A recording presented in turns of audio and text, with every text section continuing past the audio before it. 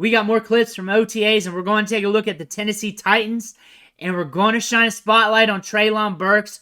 We'll look at his clips from this week, but before we do all that, you need to click that subscribe button right now. We're going hard in the paint, looking at these rookies from rookie camp, OTAs, minicamp, training camp, on top of the vets, your favorite players. It's all going to be right here. Click that button. Stop missing out on what your players are doing behind the scenes. But here's some Treylon Burks for you. About a minute of clips. We'll also run through them 2 or 3 times and talk some ball about him, the Titans, the wide receiver depth chart. Here's him, pitch and catch, getting off the line. He's explosive. He's a big, quick, fast wide receiver. He moves well for size. And he's been injured a lot throughout his career. 2 years in, injured often. We haven't had a full season yet. Really has impacted his development. Titans brought in more wide receivers this year, which is going to impact his snap count, obviously. But when we watch him play, you definitely see him stick out like a sore thumb with his size. See him break off routes a lot better here. And his speed and his size-adjusted athleticism could make or break his upside. He needs to start putting it together. He sure does. We all know that. But how can we win in 2024? What would that look like? What would that look like? Because we got DeAndre Hopkins now, Calvin Ridley, Tyler Boyd. That's going to be the trio. That is going to be the trio. How can we win in 2024, be an effective player for the Titans? After being an effective player, then we can look at him for fantasy football. How could that happen? How could that happen? Last year, he averaged 18.2 average depth of target. That's yards downfield per target. That's a little deep for him, I believe. For his size, I would like him to be in the slot a little bit more. Only 30% of his snaps were in the slot last year. I get it. He only had 30 targets. The volume wasn't too high because he was on the field tremendously a lot. And he won't be this year. But I feel like a guy like this, you get him in space, you get him on some drag routes, get him in a position to where he can get yards after the catch. Once he gets going, he's tough to tackle. He's got that size-adjusted athleticism. He can pull away.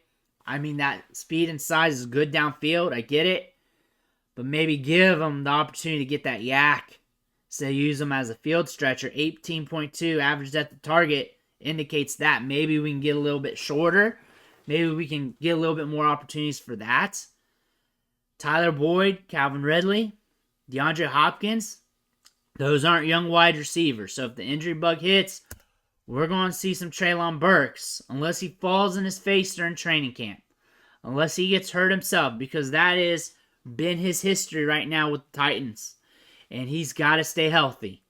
Your best ability is availability. And that has not been happening with Treylon Burks. That has impacted his development. That has impacted his position with the team. We're hearing good things about him in OTAs already. DeAndre Hopkins came out to the media and said some stuff. But he's never going to say really bad things unless you're actually really, really bad, I guess. But Treylon Burks, where is his upside? It's his size-adjusted athleticism. Yards after the catch, if he gets that opportunity, it's going to be tough to tackle with that speed and that size. That's where he can win. Also, we got to get better at everything else. Breaking off routes, being dependable, being on the field. And that could happen. Your opportunity could happen this year. But now you're lagging behind 3 very good wide receivers. Will Levis is out there developing. You have to be a good target for him. But if you can become a dependable option and work your way up, especially once you get those opportunities, and if something happens to any of those 3 wide receivers, and football season's a grind, so odds are something's going to happen to somebody, Treylon Burks might be able to step up. Don't sleep on him. Pay attention to him.